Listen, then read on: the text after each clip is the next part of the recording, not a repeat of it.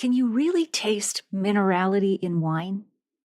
What gives champagne and other traditional methods sparkling wines their signature bready flavor and creamy texture? And how has natural wine sparked a deeper conversation about how we farm and produce food and drink? In today's episode, you'll hear the stories and tips that answer those questions in our chat with Sunny Hodge, author of the terrific new book, The Cynic's Guide to Wine. By the end of our conversation, you'll also discover how Sunny's engineering background influenced his approach to learning and writing about wine, why Sunny was skeptical about the influence of soil on wine, what surprised Sunny about our technical insights into wine so far, how Sunny found the balance between sharing complex wine science and making it interesting to the average wine lover, why Sunny believes we should apply cynicism to the world of wine, what funky means in the context of natural wines, how Sunny sources unusual wines for his wine bars in London, England, what humus is and how it influences wine character and how it's not to be confused with hummus, and how plants absorb nutrients from the soil. Well, that is a lot, and we're going to dive right into it.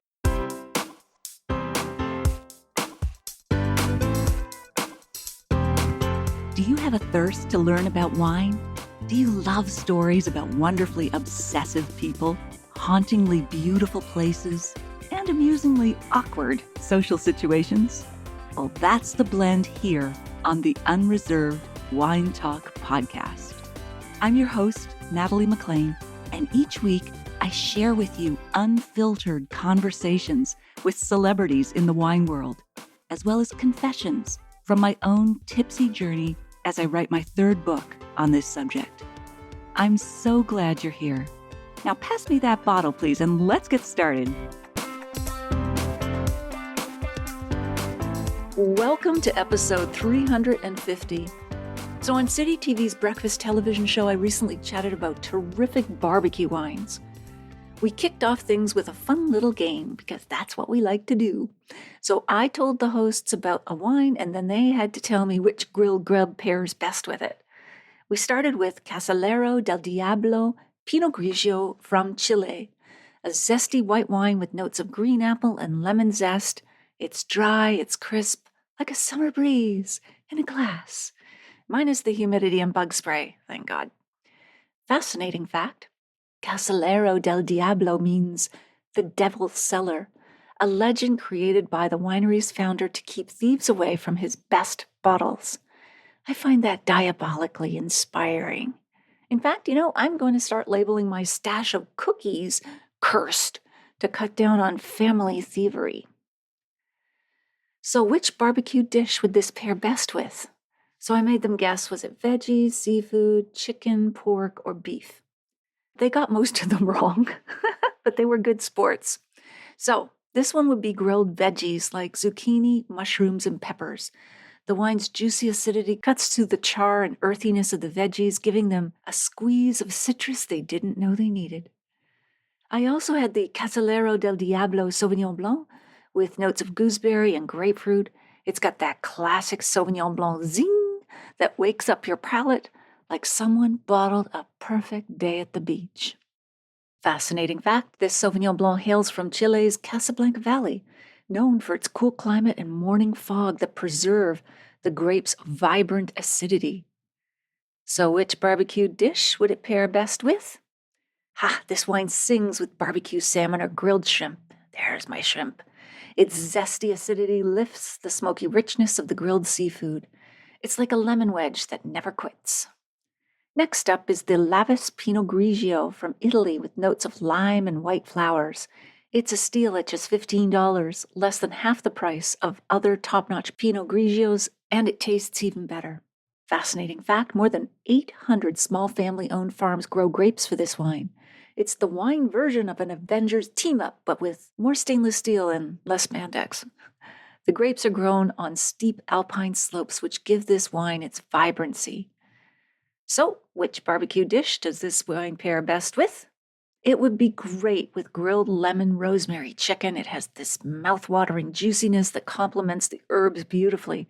It's the kind of pairing that makes your taste buds want to write you a thank you note.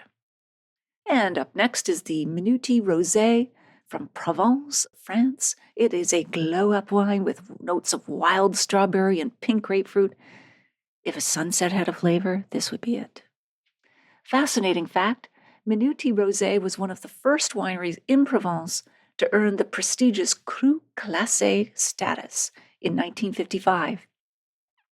In wine terms, that's like getting into Oxford University, but with less fuss and better snacks.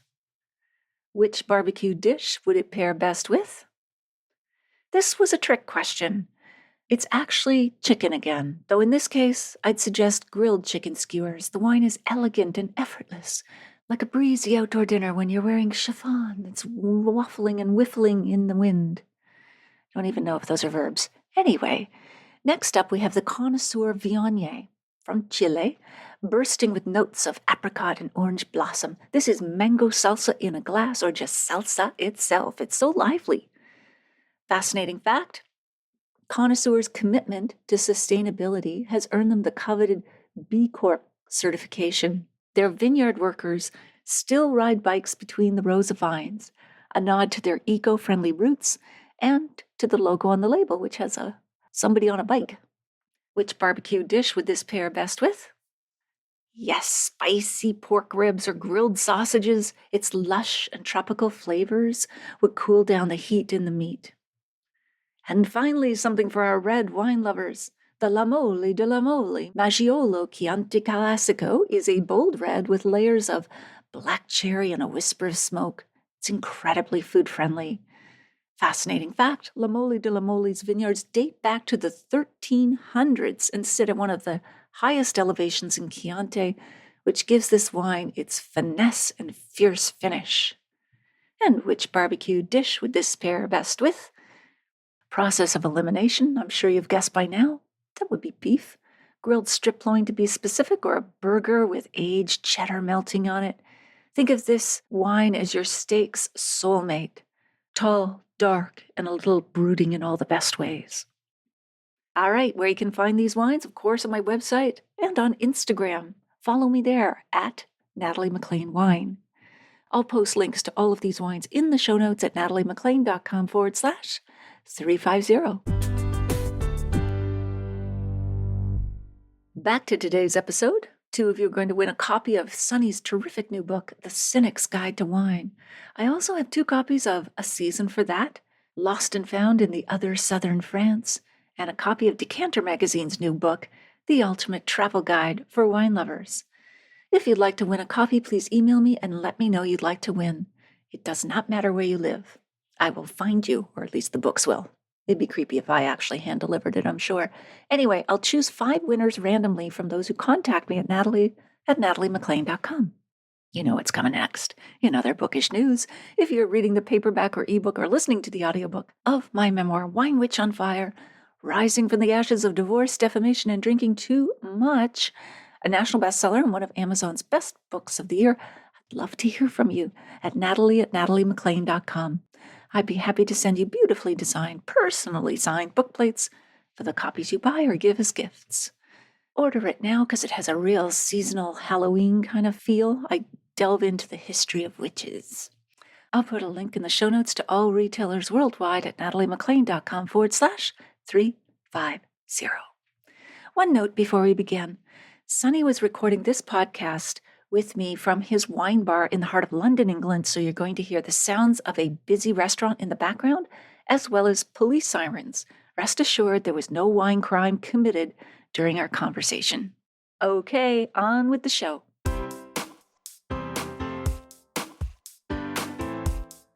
Sunny Hodge is the founder of 2 multi-award-winning wine bars in London, England. He is also an international wine judge for the IWSC, very prestigious, as well as Decanter. He writes for Waitrose Food Magazine and has been a wine expert and commentator for the Evening Standard, The Times, The Guardian, Food FM, Monocle Radio, and ITV's Love Your Weekend. His new book is The Cynic's Guide to Wine, which delves into the science of wine from soil to flavor, dispelling so many wine myths along the way. And he joins us now from his wine bar, Aspen and Meursault in London. Hey, Sunny, so good to have you here with us. Welcome. Hey, it's great to be here. Thank you for having me, Natalie. Awesome. So, hey, just before we dive in, I get Meursault, that's, famous Burgundian wine, but what's Aspen refer to with your wine bar? So, Aspen Immerso is a natural wine bar, and I wanted this juxtaposition between the connectivity of nature and the disconnect of mankind. So, bizarrely, Meursault is not the wine region, it's a character from a book that Albert Camus wrote called L'étranger or The Stranger, if you've heard of it. Yep. Okay, so this is not going to be a light and fluffy conversation. I Oh love it though. I no. love it. But yeah, long story short, his main character, Meursault, was very disconnected from mankind. And Aspen, the trees, are all connected under roots. So I wanted something that signified mankind looking at nature, not understanding the connection, and then us realizing, wow, it is all connected and it all plays together. So yeah, there's a lot to unpack there. Holy smokes, just in the name of the wine bar itself. Wow. Okay, so this isn't your regular Cowboys Ranch wine bar. Okay, we're going to get into all this because you have a fascinating background. But before we dive into your wine bar, you are a remarkable street skater. Now, I watched a video of you. I'm going to say roller skating. That's probably not the right term, but people might understand better what I'm saying. From one rooftop of a, building in London to another, and other sorts of breathtaking feats. I mean, what got you into that? When I was at school, I hated sports. I hated football. And I was like, this is not for me. My mom was an athlete. She was a professional athlete. Oh, what sport, by the way? She was an athlete She competed in 400-meter hurdles in the Olympics, right? in the Olympics as well. Wow. Yeah. So Wow. it was at a time where my mom was super sporty. And then I was like, I don't like any of the normal sports. And I got into skateboarding and I found my way into rollerblading, is what they call it. And I was like, this is me. And you meet a range of people from all types of backgrounds, different cultures growing up in London through skating. And that was me. Yeah, I loved it. That's fantastic. We'll put a link to the video in the show notes that people can see it. It's Oh, wild. This is no. not your regular rollerblading. Oh, yes. No, it's very impressive, Sonny. Oh, my goodness. Do you still do it? Thank you. As much as my body allows me. Okay. Things change as you age. Yes, absolutely. Though you're not very old. Is it true you were shot in London? What happened? It is true. Growing up in London, especially spending so much time rollerblading on the streets, you're exposed to all different types of people. And being shot, I guess, is one of the things that happened. I've been maced as well, all robbery related. London streets, similar to many capitals, they're not the safest places in the world. So yeah, getting shot was amongst one of many, let's say, colorful things that happened to me growing up. So were they trying to rob you, or were robbers running out of the bank and you got accidentally shot? How did it happen? No, they were trying to rob my friend. So we finished up in a skating session in Peckham, and Peckham is back in the day, especially notoriously dodgy area. My good friend, we used to call him Portuguese John because his English was very limited. These guys had come up and tried to take his phone.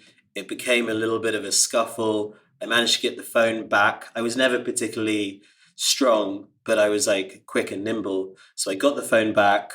John gets his phone, he runs on a bus, and now I'm on my own. And these kids come back with an air rifle of some sort for killing animals. And then, yeah, it all played out. So then I Oh my was soon in goodness. hospital.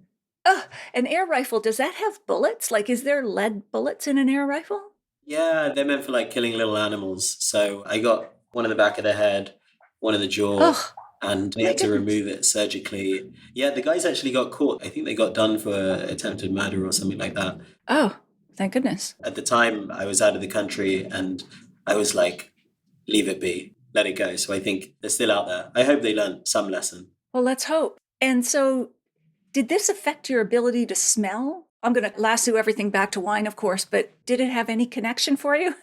I'm told no, but I have severe memory issues, but I've always had it. I've actually been to a few clinical neurologists to better understand like how my memory works.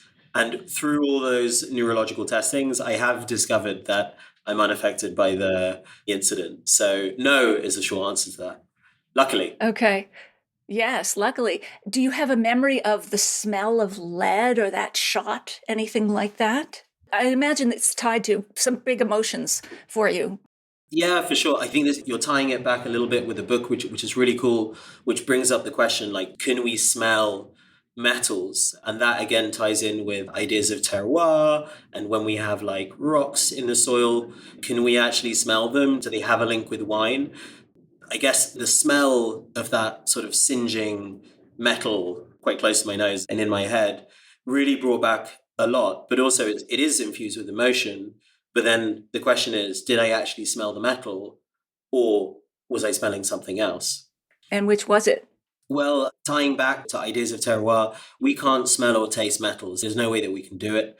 We can smell some geological materials like salt and some minerals, but most minerals and metals we're unable to smell and taste. And those metals that we feel that we can smell and taste, so I'm talking like, when you have a coin, you put it in your fingers and it has a really distinct smell, but that's actually a tertiary influence of our oils reacting with those metals. So a freshly minted coin has no smell, but as soon as we touch it, as soon as we interact with it and our oils start breaking it down, then we smell those reactions. So technically metal and many other minerals, most other minerals except for salt, don't have smell or taste. That's fascinating. And what about that smell? I love the word, I think it's called petrichor. It's that spring rain hitting fresh rocks or whatever. And after the air clears, that smell in the air, they say it's petrichor. What is that? Petrichor is the byproduct of soil bacteria, like little bacterium in the soil, making a compound called geosmin. And geosmin is a compound, an aroma compound that's directly related to these earthy smells. So even like beetroot's quite earthy, that's full of geosmin. And geosmin is simply part of the chemical family of terpenes that are used as animal and insect attractors and detractors in nature. So this bacteria creates this geosmin under certain conditions, especially when it's been quite dry. They start creating it. And as soon as you have rain that hits, all of that geosmin is made volatile, and then we can smell it. And that is the smell of petrichor. That's great. Is geosmith, how do you spell it? Geosmin, geosmin. Oh, geosin. Okay. And terpenes you mentioned. I hear that all the time. Are those aroma molecules or precursors to aromas? They could be both. So you have bound terpenes and unbound terpenes, free terpenes. They can be bound to many things, but in a wine context, they're largely bound to glucose molecules. So like the family of terpenes, as we mentioned, are a huge variety of aroma compounds used within nature to signify and indicate to animals to either go away or to come towards them. So even like in flowers, right? Roses have loads of terpenes that they give out, and those are the floral things that you smell in roses and in wine. The fun thing is most terpenes are bound to a sugar molecule. So during fermentation, when your yeast is eating your sugar, it's also cleaving a little bit of a terpene off, whatever terpene that might be. And then suddenly after fermentation, you can smell the thing. So it's really cool. When you smell a grape and you're like, why does that not smell like wine? One reason would be bound terpenes suddenly becoming unbound after fermentation. And then you can smell the stuff.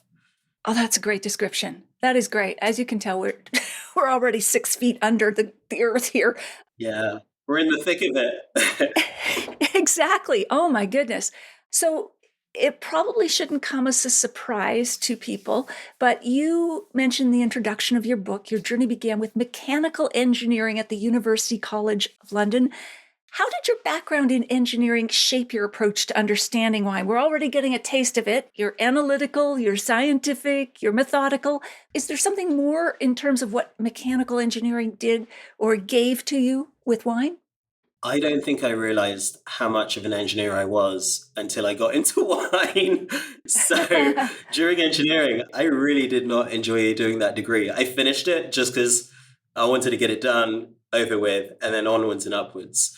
So when I got into wine, I had been in hospitality for quite some time, and a lot of it didn't make sense. And then I'm like, hold up here, there's got to be a better way to learn this, because especially in hospitality, it's quite anecdotal learning. Like somebody, a head sommelier or sommeliers, are teaching you stuff that they know, and they might be teaching you stuff that they were told by somebody else. Huge, I guess, prepositions for inaccuracies that are told. It's sort of like pass me down information. And then I was thinking, okay, like I want to learn more about this. I did my wine studies and I still didn't understand any of the why. So then my inner engineer was like, hey, why don't I understand if any of this is accurate or true or not? Because I'm just learning stuff for the sake of learning, sort of a rote learning style approach to understanding wine. So only when I really wanted to understand wine, and in hospitality, it was my weakness for quite some time, did my engineer hat on. And then I was like, okay, let me start to take this apart. And I think the one thing that truly shaped the way that I work in wine is an engineer's ability to take apart, I don't know, a car, a clock, or a watch, and in this case, wine, understand all the different components, because your engineer who's making a car didn't make the button. He's not a rubber expert for tires, but he can pull all of those sciences together and then make that understood, and then possibly make it more efficient. And in my case, help other people understand the really intangible, misunderstood subjects. So I think personally, I like understanding stuff. I like taking stuff apart and putting it back together.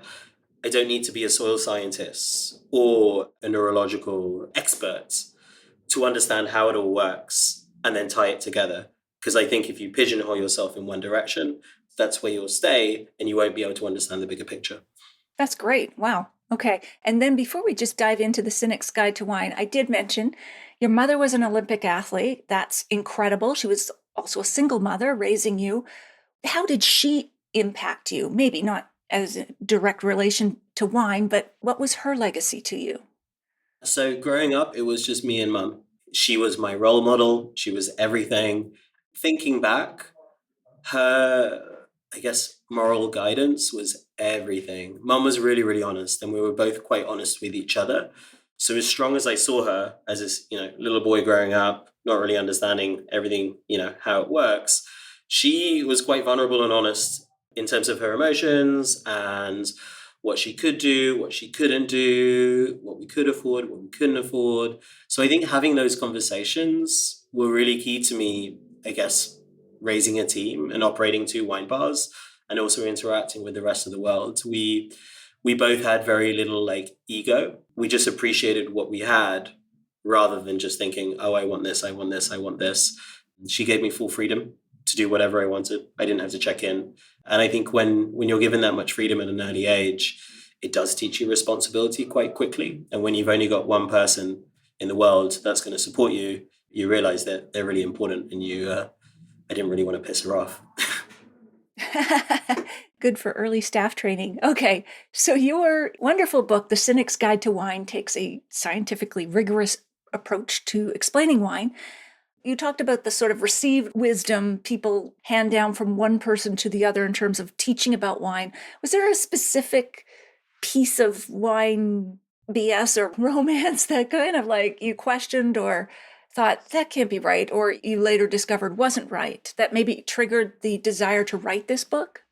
I think most soil chat, unless it's technical soil science stuff, a lot of it didn't make sense to me.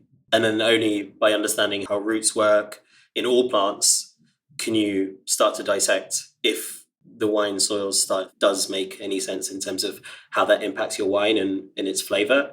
So soil was the first thing that really, really stood out to me as, hey, is this true? Is that accurate? Right. So you literally started at the ground up. Okay, and we're going to get there. But what was the most surprising insight you discovered while writing the book? As a whole, it was like I started writing the book to help me remember all of it because it's quite dense. There's so much information there. And I found it was really fun to like build those connections as you go. But I think my biggest learning from the book is how little across the spectrum a lot of us in wine understand technically about the subject. A small example is like, I don't know, like yeast autolysis. We all may not have heard of that term before. It's the process that gives champagnes and traditional method wines their real bready, yeasty, what we would call like autolytic flavor. We're all used to saying it, but like, who knows what it is actually? Like, what is autolysis? Yeah, and what is it? Like, can you define it in a sentence or two? So, autolysis is when a yeast thinks it's going to die. It's not in a great place and it's pretty stressed. So what it'll do is it'll go on this like kamikaze mission to self-detonate, essentially. And your yeast is made up of loads of little enzymes and there's like a cell membrane. So if you have a style of fermentation that's stressed or as alcohol levels pick up and your yeast knows it's going to pass away soon, its enzymes will switch on to a different mode, and this is your autolysis mode. They'll start eating away at the cell membrane of the yeast, and eventually they'll make little puncture holes, and all of your insides of your yeast will end up within your liquid. Normally, yeast keeps its insides in, like most of us, right? That self detonation of yeast in stressful environments is what gives the physical texture to your wine. That's why autolytic wines have that texture, and it gives you those yeasty, bready flavors because you're essentially drinking yeast guts. As it eats away at the yeast and sort of shreds itself, is that what we call the lees? Lees? Yeah, so lees are another term for dead yeast, and autolysis is a name for that process. Traditional wines would have gone through some form of yeast autolysis. The dead yeast you would call lees. Okay, cool. What was the most difficult part of writing this book? It was tricky to make it accessible. It's some pretty complex science in there. I enjoy it. What was fun for me is to sort of check its proof of concept in service at the bars. So, like at the bars, I can talk to guests about specific technical aspects of wine and see if they cared about it or not. And that's a really good gauge because my readership is normal wine people, not wine experts. So that was really fun to check whether concepts were interesting or not. But I think the trickiest thing was then to articulate that in words and to make it interesting because not everyone's into science. So to make it really accessible was one of the trickiest things. There are scientific orators like Neil deGrasse Tyson and Brian Cox. I listen to them and I'm in awe. I'm like, oh my goodness, how did you break down all this astrological awe so easily and make it so interesting? So like I'm hinging on their every word thinking, oh my goodness, how do you guys do it? So I think expressing that in the book, making science accessible and making it interesting was one of the trickiest things that I was like hyper focused on. And I hope I did a good job at it. You definitely did succeed. I mean, I was just gripped by it, and I dropped chemistry in grade 11, and then what was next to go, I forget, physics in grade 12. So thank you for bringing me back through your, it was great writing, good storytelling. Thank you. You Yay. are currently at Aspen and Meursault. That's your second wine bar, but your first wine bar was, and still is a going concern, is called Diogenes the Dog in London, and you opened that in 2018. So let's talk about the unusual name you selected. I'm just going to give a slight background because I had to look this up myself. It refers to Diogenes, the ancient Greek philosopher who was one of the founders of the Cynic philosophy that challenged social norms. He was known for his unconventional behavior, such as living in a large ceramic barrel in the marketplace of Athens, and he was famous for carrying a lamp in daylight, claiming to be looking for an honest man. Diogenes embraced the nickname the dog given to him by his critics. Cynic in Greek means dog-like, so that all fits with your approach, etc. However, cynicism, as you know, has some negative connotations of believing that people are motivated purely by self-interest.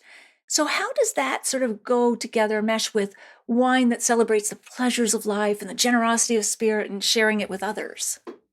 The term cynicism, its meaning has evolved over time.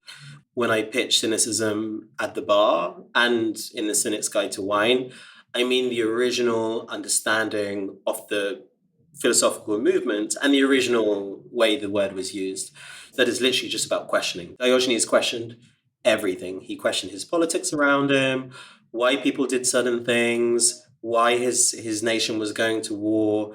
He questioned other philosophers. And in the same way, if we don't question stuff, we just take it for granted and assume that's how it works. And I think it is something as old school as wine that hasn't really had a shake up. We have to put our cynical hat on in the old sense of the term and start thinking, is all of this accurate? How do we reform how we talk about this to make it better understood and for us to understand those concepts? Okay, that satisfies that one now. How does cynicism mesh with your focus on natural wines at your wine bars? When natural wines have no definition or regulation, as you know, they seem to defy science, and they often receive the most skepticism or cynicism from both industry folks and consumers. So, how does that all fit for you? I'm a huge fan of natural wine personally. I'm always very careful about my personal opinions on things, especially wine things, versus like the science chat that I'm trying to put forwards. Huge fan of natural wines myself. And I think the one thing that natural wine has done, which is why I'm a massive fan, is make it question how we farm and how we produce all food and drink, not just wine. It's of all food products, wine is one that we can talk about and have a real discourse without it getting like too boring too quickly. People have time for wine. Compare that to potatoes and cabbage. We're not going to sit around the dinner table talking about different types of potatoes and this potato that I tried in this other restaurant one day. So already with wine, you have this discourse and you've got this time to speak about bigger topics and bigger subjects. And with natural wine, those bigger topics and subjects are how do we farm? What are the pros and cons of how we farm now? And how are we making our food and drink? Like when we talk about wine, we rarely talk about the nitty gritty of farming and production, but then that's how your wine came about. So I love natural wines for that same cynical questioning approach. Like it really challenges the food and the drink that we're bringing to the table. I never looked at it that way, but you're right. And natural wine is, despite the lack of definitions, most people will just say it's the least interventionist. We're trying to let nature express itself, terroir, etc. But the other thing that happens with natural wines, when I'm at least in a wine bar and I order one, it's the wine most likely to make me go, what's this? It begs the question in the glass, as opposed to, your commercial large scale Cabernet. There's nothing wrong with that when that's what you want. But a glass of natural wine, often you'll get some unusual flavors and aromas. It's a wine that asks a question and makes you want to learn more if you're the curious type. So I can see that going together with cynicism as well. Yeah, I agree. And I think a lot of the associated funk, which is what I assume you're touching on there, you've got to think like, where's that from? And then as soon as you realize where that might be from, you're like, oh, okay, so those are normally killed in conventional wines by the addition of sulfites or whatever it may be. And I'm not saying sulfites are bad, but I'm like, they're normally killed in normal wines. But then you got to think like, how did we make wine back in the day before the technology that we had? And we've had sulfite for a long time, but there are many means of wine production and wine farming that we didn't do back in the day. And we're talking about prize vintages of wines that we all loved and were renowned. I'm making a huge assumption. Most of those are natural wines because we didn't have the tech that we do now to produce conventional wines. Absolutely. And when I was referring to the smell and taste of natural wines, I wasn't thinking of just the funk, but just that it has such a wide range of unusual flavors and aromas. Some I like, some I don't. But funky is often a word that people will use to describe natural wines when they don't know how else to describe it, especially. But what does funky mean to you? Or is it a broad category of this is just something I like, this unusual? How would you tell someone what funky smells like in a wine? Yeah, it's a great question. I think operating in a natural wine bar or in any wine bar, anything the guest gives it me, I'm in detective mode.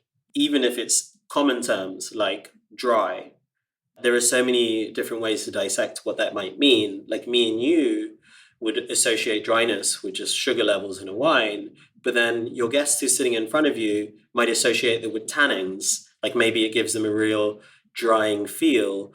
I think with everything that is said, regardless of the funk, it needs to be taken with a pinch of salt when you're talking just to regular people who enjoy their wine to dissect it and think, what is it that they're talking about? For me, the funk would either be a little mix of Brettanomyces, which is, I guess, like the cousin yeast to Saccharomyces cerevisiae, which is our normal winemaking yeast, which gives some pretty farmyardy, sometimes like sticking plaster, Cow patty. medicinal. Yeah. Precisely. It can give this farmy medicinal aromas, which most people are not used to in wine. And of course, if there's lots of it, it's pretty rough. Or it could be volatile acidity, maybe a little bit too much acetic acid in your wine, which sort of lifts all those aromas. For me, it's a mix. It could be a mix of the two. Yeah, absolutely. Well, and when I first started drinking wine, before I ever had a thought about writing about it, I would hear about dry wine. I'd think, well, all wine is wet. What do you mean by dry wine? Yeah. Anyway, it's just like, what a weird term to describe. Like, this is a very dry milk. Anyway, you have a wildly wide-ranging wine list with your selections at your wine bars, as you've described, from Taiwan to Texas. And I believe you might even have something from Canada in there. So how do you scope out your new wines for your list? I mean, I'm sure you're taking tasting trips and you're tasting a lot at home, but is there a technique or a tip or something that you use to try to find the unusual wines to put on your list? So with difficulty, as it is a sort of one-liner, how do I source? Also, operating hospitality joints, I'm on the floor a healthy amount. Getting out of the bar and into other countries is pretty tricky. And every wine that I source will have a completely different story. The Texan wine was me moving a Harley Davidson from Houston, Texas to Colorado Springs.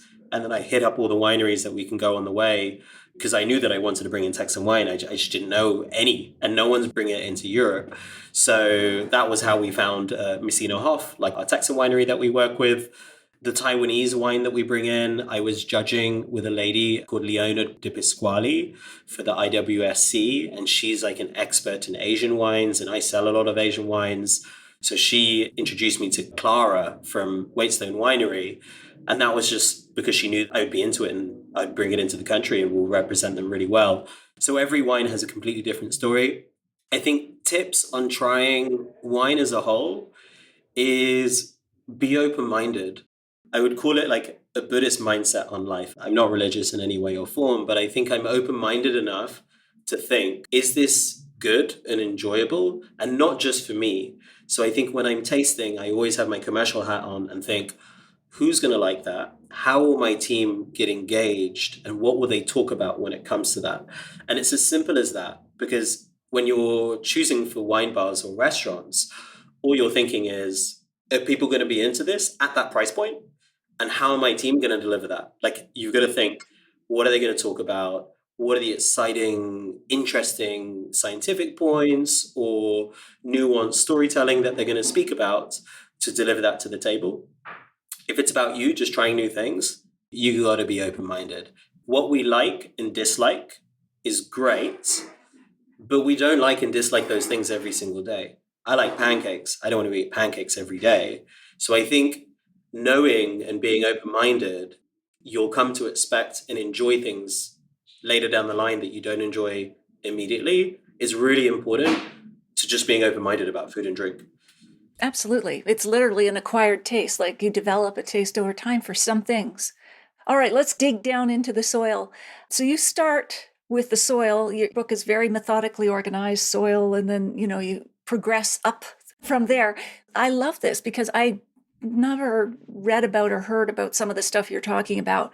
So you make a really compelling point that we rarely credit hummus, Humus, and I'm not talking about Tabulian hummus, but that with influencing wine character. So hummus, or is it humus? Am I pronouncing this right? Just right off the bat here. I say hummus. Humus, okay, humus is the organic matter in soil created by microbes as they break down plant and animal matter. And you can stop me anytime if I'm saying something incorrect here. So how does that contribute to vine health? It's breaking down the plant and animal matter. Is it making it more digestible, take-upable by the vine roots? Is that what it's doing, hummus? Yeah, as you explained, hummus is just like decaying organic matter. That's all it is. But we've been using hummus for 12,000 years of agriculture, right? We've been throwing cow poo on soil. We've been putting dead leaves back on our plants, whatever they may be, to help them grow. So when you look at how soil works, a lot of what we talk about in wine is geology. And of all of the geological materials, like rocks that are in the soil, clays tend to hold what's called the highest cation exchange capacity, which is essentially a unit of fertility. Oh, can I just stop you there for a minute? First of all, did you say cation or cation? Cation? Cation? Because we need to talk about that. I think the British is cation, and then the American Canadian would be cation. Cation, okay.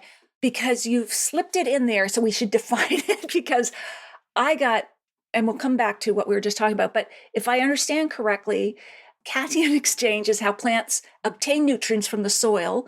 Cations are positively charged ions in the soil. So the plant roots are absorbing that. Is that correct? What that is, a cation and a cation exchange? Yeah, so cation exchange or cation exchange is a huge topic to unpack. But what I may do, if it's cool with you, I'll finish off our hummus and then I'll come straight back to cation exchange. It's hard to know which layer to go with first. Yeah. Yeah, it's really tricky because it's nature. There's no systems in nature and it's all biology. So, like, it's really complex. But simplistically, cation exchange is our unit of soil fertility. Of all of the rocks that exist, clay has the most fertile. Humus, which is just decaying matter, is way more fertile than all of the stuff that we're talking about, than all of the clays and stuff like that. It also is really porous and is perfect for our soils to allow an environment that allows cation exchange to happen and for bacteria and microbes to grow. And it's also full of nitrogen, which your soils can get themselves, but in conventional farming, they tend to struggle to get nitrogen from the soil, so you have to add it by synthetic fertilizers. So humus is like the trifactor of gold on soils. I would say it's way, way, way more important than a lot of the geology that we talk about. So I think that's why I put importance on humus. Going back to cation exchange or cation exchange, it's a really big process to unpack. So at risk of boring you, I'll speed it up a little bit. A cation is a positive ion. Cations, most of them enter the soil from above. So when you've got like a rock above the soil or a tree, and when that's broken down by nature, erosion, those cations enter the water supply, they hit the water table underneath the earth, and now underneath your soils, you have mineral water full of cation minerals and cation ions. Now, for any plants, a cation that has a benefit to the plant is called a nutrient. We can think of cations just simplistically as nutrients, that you can use them interchangeably. Our roots for all plants have a system because they can't really move that quickly. And there's cations everywhere. They're like moving around really, really quickly in the soil water. So our roots need a way to get those cations that they need because those are the nutrients in the soil. So simplistically, when you have rocks in soil, they tend to have a negative surrounding, like a negative charge around them, and they attract loads of different cations. And those cations in the soil water, we're talking magnets here, right? So you've got positive charged ion, negative charged rock, like a magnet come together. If a stronger charged cation comes by, that will now displace the other cation. And now that cation is free in the soil water. If there's a tiny, tiny, tiny cation that comes by, it is physically closer to the surface of that rock. And just like two magnets, when you put them together, if they're very, very close, they'll want to sort of slap together really, really quickly. So the hierarchy of what cations get attracted to rocks are based on two factors. Number one, the charge of that cation.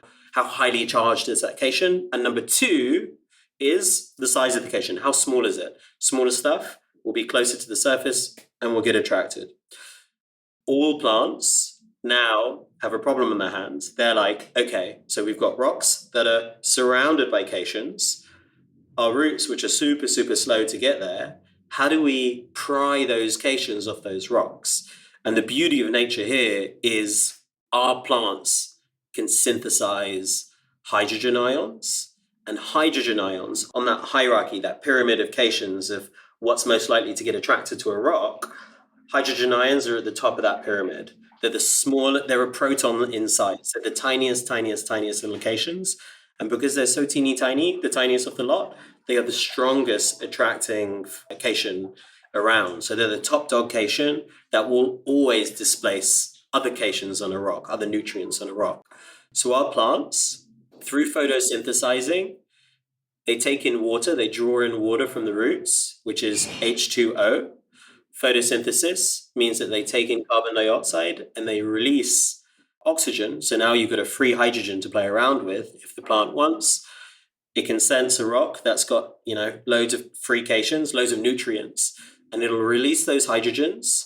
Those hydrogens will get attracted to your rock because they're super, super highly charged to the top dog cation, and that'll free up loads of nutrients in that moment for the plant to take up. So plants have a way of concentrating the soil water around them to be really, really rich in nutrients, and then they'll take them up. So understanding that helps you understand how rocks affect your vines and also what vines physically take up. They're not taking that rock. They're taking the random array of nutrients that surround that rock, but they're not taking that rock. Right, because they can't synthesize rocks and minerals. Yeah, they need organic matter to take up. They need cations to take up, and cations are teeny tiny, but the rock is too big. So once you understand that mechanism, then you can get your head around, do rocks directly make a difference to the flavor of our wine, or is the mineral composition of our soil water more important than the rock itself?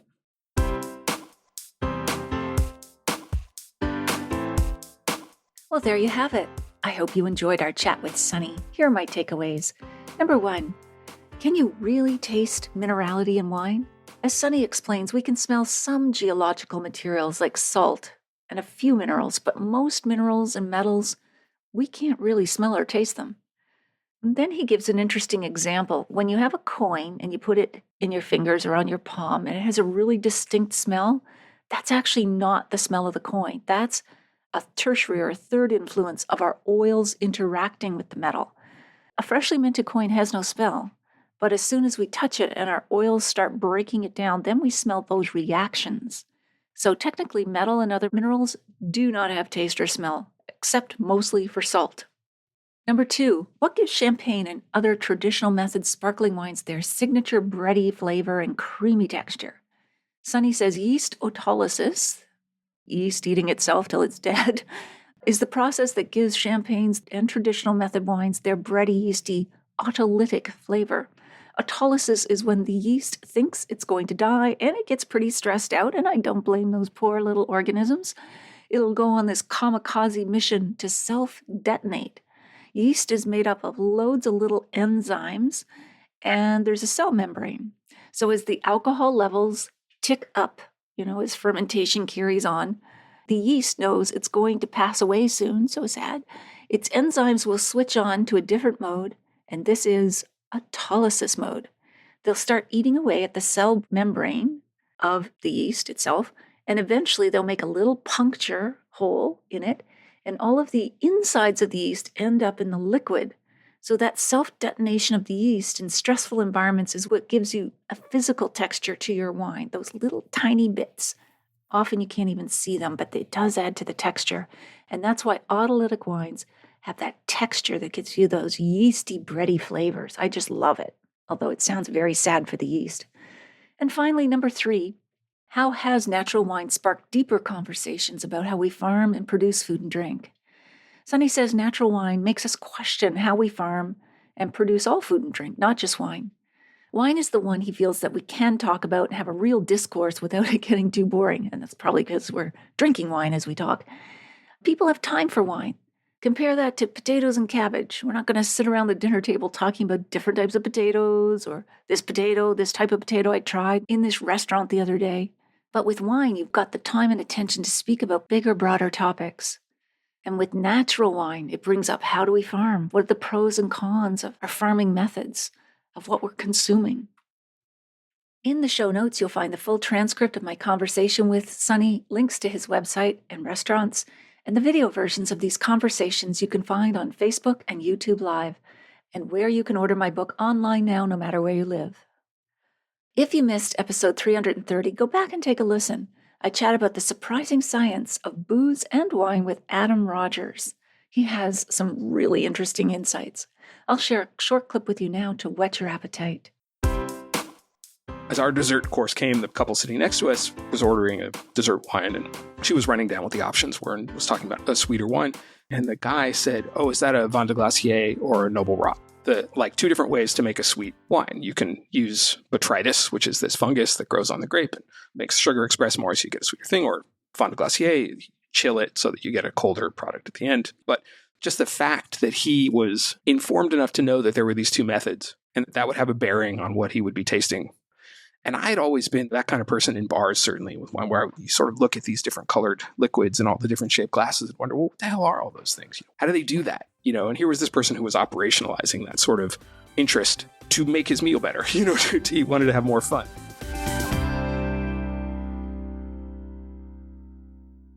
You won't want to miss next week when we continue our chat with Sunny.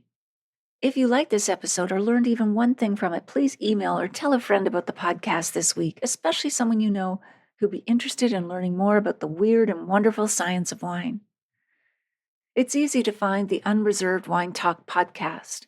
Just tell them to search for Natalie MacLean Wine on Apple Podcasts, Spotify, their favorite podcast app, or they can listen to the show on my website at nataliemaclean.com/podcast.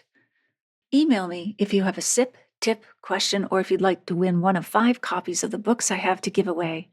I'd also love to hear your thoughts on this episode, or if you've read my book or are listening to it, email me at natalie@nataliemaclean.com.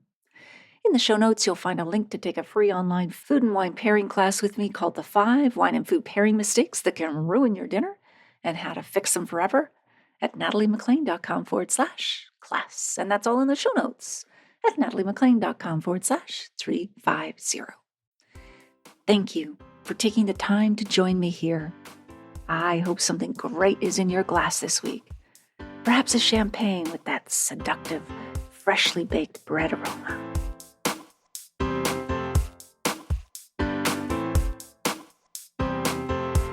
You don't want to miss one juicy episode of this podcast, especially the secret, full-bodied bonus episodes that I don't announce on social media. So subscribe for free now at nataliemaclean.com/subscribe. Meet me here next week. Cheers.